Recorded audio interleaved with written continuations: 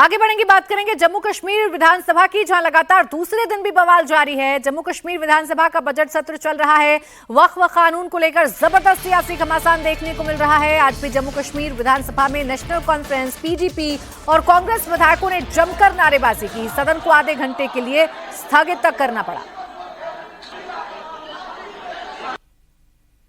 सीटों पर जाइए, अपने अपनी सीटों पर जाइए, अपने अपनी सीटों पर, अपनी सीटों पर जाइए, अपने अपनी सीटों पर, अपने अपनी सीटों पर, यहां नहीं, अपनी सीटों पर जाइए, आप अपनी सीटों पर जाइए, अपनी सीटों पर जाइए, अपने अपनी सीटों पर जाइए।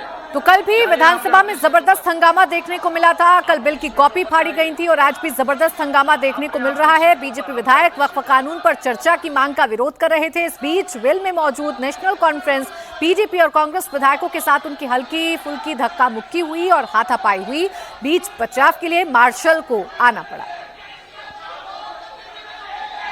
वक्फ कानून के खिलाफ जम्मू कश्मीर विधानसभा में लगातार दूसरे दिन ये बवाल और हंगामा देखने को मिला। वक्फ कानून के खिलाफ सिर्फ नारेबाजी ही नहीं, वक्फ बिल की कॉपी तक कल फाड़ी गई। ऐसी तस्वीरें जम्मू कश्मीर विधानसभा से देखने को मिल रही हैं, जहां कल कॉपी फाड़कर सदन में फेंकी गई और आज भी जबरदस्त हंगामा देखने को मिल रहा है। आलम यह है कि बीजेपी विधायक और सत्ता पक्ष के जो विधायक हैं उनके बीच में धक्का मुक्की देखने को मिल रही है। विधानसभा के अंदर नेशनल कॉन्फ्रेंस के विधायक सलमान सागर विरोध में सबसे आगे नजर आ रहे थे।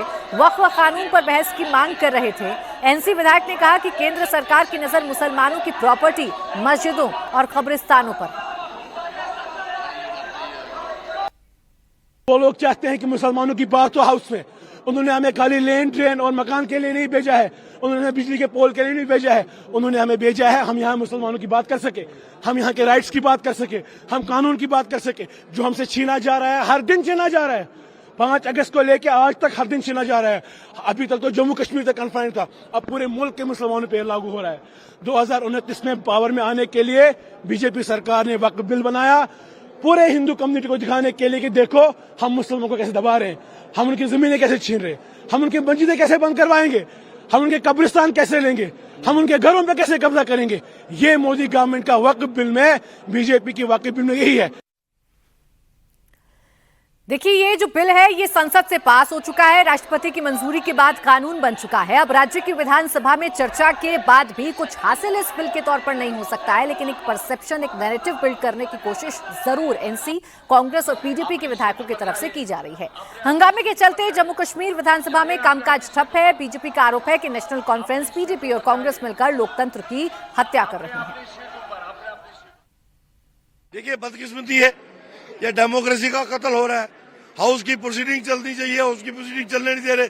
कल भी क्वेश्चन आवर नहीं चलने दिया। आज तो स्पीकर साहब ने शुरुआत भी की और हमारे पहले क्वेश्चन में राजीव सिसोदिया जी के लिए उन्होंने बोला भी, जैसे ही बात रेज हुई, नेशनल कॉन्फ्रेंस के लोग, यहाँ दूध की रखवाली में बिल्ली बैठी हुई है, नेशनल कॉन्फ्रेंस के लोग अपनी पार्टी के स्पीकर के खिलाफ बैल में आ गए और उन्होंने शोरगुल शुरू कर दिया। फिर पीडीपी के लोगों ने इनको एहसास करवा दिया कि भैया तुम वक्फ की लड़ाई लड़ रहे हो, वहां ट्यूलिप गार्डन में सैर हो रही है। तो कहीं ना कहीं इनकी रस्साकशी में। इस बीच एक इंटरेस्टिंग तस्वीर आपको दिखाती हूं जो केंद्रीय मंत्री किरण रिजिजू ने सोशल मीडिया एक्स पर शेयर की है। रिजिजू जम्मू कश्मीर के दौरे पर हैं। ट्यूलिप गार्डन में मॉर्निंग वॉक के दौरान उनसे मिलने मुख्यमंत्री उमर अब्दुल्ला पहुंचे। दूसरी तस्वीर में रिजिजू के साथ फारूक अब्दुल्ला नजर आ रहे हैं।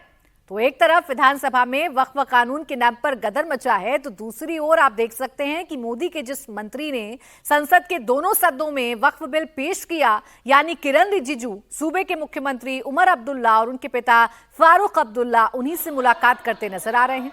सवाल यही है कि क्या सदन में जो हंगामा, नारेबाजी, बिल की कॉपी फाड़ना, ये सब हो रहा है, वो सब पब्लिक के लिए एनसी का दिखावा है? क्योंकि राज्य में विधानसभा के जरिए किसी भी ऐसे कानून को जो कि संसद से पास हो चुका है, उस पर कोई भी कदम नहीं उठाया जा सकता है। तो क्या सिर्फ और सिर्फ एक परसेप्शन बिल्ड करने की कोशिश, एक नैरेटिव बिल्ड करने की कोशिश की जा रही है?